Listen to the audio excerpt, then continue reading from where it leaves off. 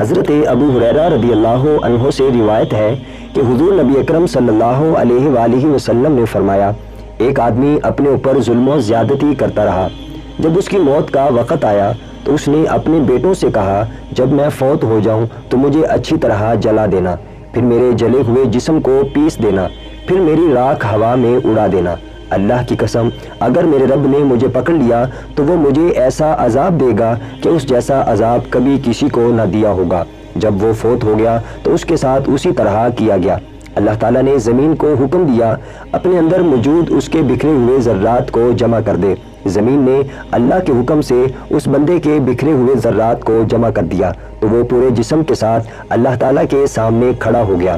اللہ تعالیٰ نے فرمایا، اے بندے، تمہیں اس کاروائی پر کس چیز نے آمادہ کیا تھا؟ اس نے کہا، اے میرے رب، تیری خشیت نے، یا عرض کیا، اے رب تیرے خوف نے۔ تو اللہ تعالیٰ نے اس بندے کو بخش دیا۔